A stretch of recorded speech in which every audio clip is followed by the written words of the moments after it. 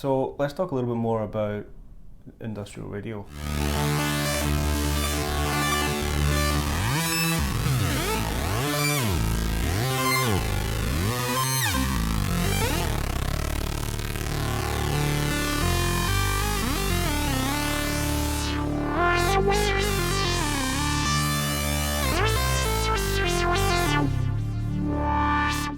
Yep. Okay. And what? So it's an organic bass. Is it obviously jazz Yep. based style? It's got 2 regular pickups. These are humbuckers Let me get my disguised. close-up camera happening. So yeah, regulation bass. You know, volume, tone. Yeah. That's a MIDI So CC. can we hear just straight bass? Absolutely.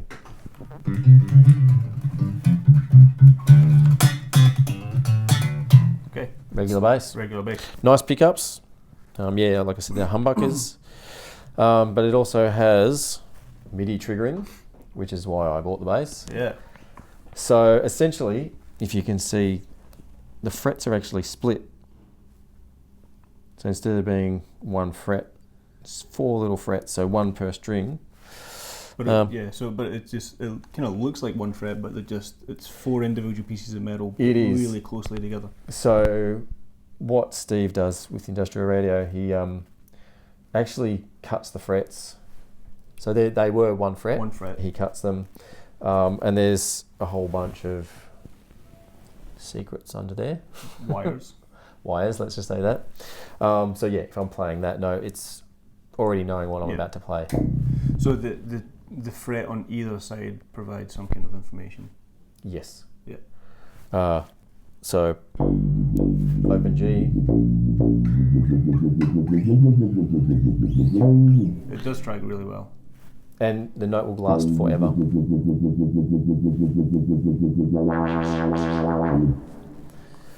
But yeah, it's a nice bass as a regulation organic bass. Is it made by industrial radio as well? This particular one was made by a guy in Sydney as a custom build, just jazz bass. But yeah, they are starting to make their own basses now. They've got a CNC machine. They're cutting their own necks, cutting their own bodies, Yeah, right. hand finishing everything. This is called the PRO-4. They've got a new one out now which doesn't have the bit of future up here. So is that just a readout? It is. So I've got full access to, I don't know if you can see, you can change a whole lot of things. And so just to change things, you hold down a string on a fret and then flick the switch. Yep. And that sends a message to... Yeah, so my G string is set up to be my different patches or different settings for the bass. I've got 2 different settings. And how do you... Does this come with some software that you can do all that with? It does. There's like a app. Okay. There's an app. It's just for the Mac at the moment. PC's out pretty soon. Oh, okay. More artists just tend to use Macs. Yeah, So that's why they developed the Mac first. So yeah, you can go in with your mouse. It's more visual than going through the... And theoretically, you could have something completely different on every fret of every string. Yep, so you can have each string as a separate MIDI channel, or you can have all 4 as the one channel. And if you do split those, you can have basically a different synth or different sound on each fret. Wow. It gets pretty chaotic. And what's happening at the bridge over here? So there's individual piezo's. I don't know if you can see that little wire in there. Okay. So that's like the piezo going back to trigger. So each string has its own little bridge? Yep, it's like a separate bridge if you can see the gap between the... Yep. There's a strain gauge in here for bending. It's actually quite a simple concept, but it is really, well executed. And this fingerboard is not wood. No, well, it is. You can see that's a rosewood board, but then there's like a top. Plasticky cover that goes on the top. There's routing all down underneath the frets. So there's 4 massive routes underneath.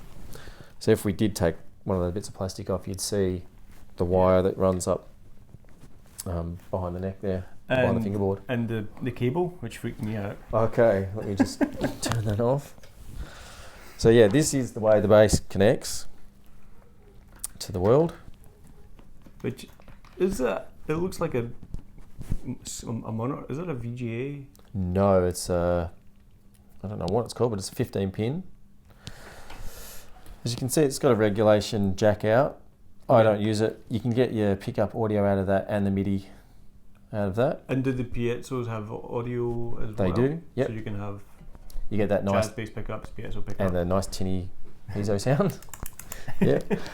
I tend to not use them. They're just a bit tinny. Yeah. But Steve's actually come up with a way of using the piezo pickups with the MIDI, and it gives you a more organic feel of playing the MIDI. So it's like a hybrid between audio and MIDI. Okay.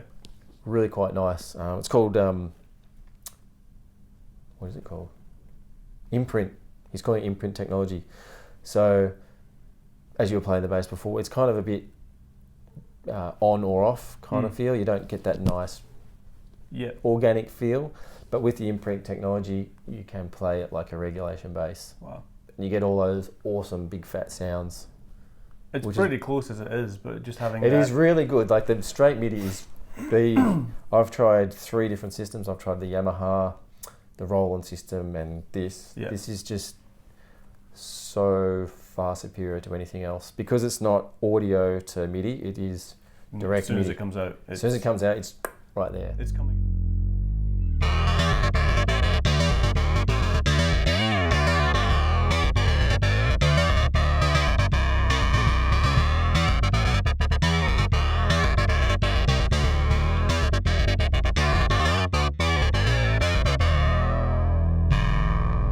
It's coming out as MIDI or as VC? That little black box does all the MIDI conversion. So the one on top there. Yeah.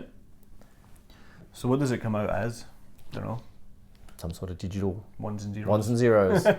And then on the back, there's some kind of conversion inside. Yeah. So behind this plate, there's a big board in there. Yeah. Lots of electronics. Looks pretty cool. Yeah. I can show you some photos. You should get one that's see-through. Clear. I've said that to Steve. I said with should make this clear. It'd be really cool. Yeah. We do a lot of workshops, like trying to educate people in MIDI, Ableton, and all the visual like colleges and that kind of thing. Or yeah, kind of. We've done a few. We do more overseas than we do in Australia for some bizarre reason. But it's really nice being able to spread the word of what we've actually discovered and. So, I like it. It's part of why I wanted to get you on here as well. Cause it's a cool. It's one thing to be able to, triggering synth sounds has been around for a while, a long time. Yeah. But to make it musical and practical and fun and like not gimmicky. Yeah. And it's been very rigid for 20, 30 years, and now it's really only the last 10 years, I guess, that you can have a lot of freedom with the electronic kind of stuff. Yeah. Well, that's my take on it anyway. And so it leaves the bass and goes down to your pedal board? The black box, yeah. So that's my MIDI cable out and goes into that MIDI merger. My pedal also goes into that MIDI merger, and then this is out to a computer or a synthesizer if you want a hardware synth. And so what's the motu for the interface? That's our sound card. So the MIDI doesn't go into the sound card first? No. The MIDI you could. Straight into, it's MIDI to USB? MIDI to USB, straight into our... This is not what we use live. We use a Mac Pro for live. That's just my laptop. So you can plug straight into an old analog synth if it's got MIDI in. Okay.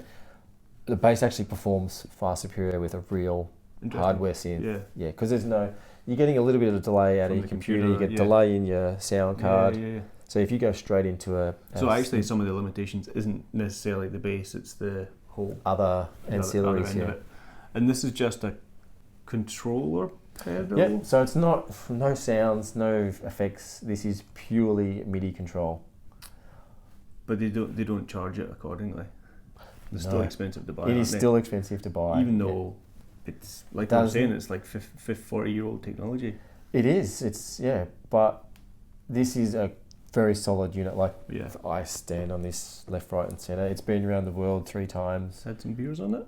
Had beer on it. Yes, I've had a few beers spilt. But yeah, it's a great bit of kit. Definitely.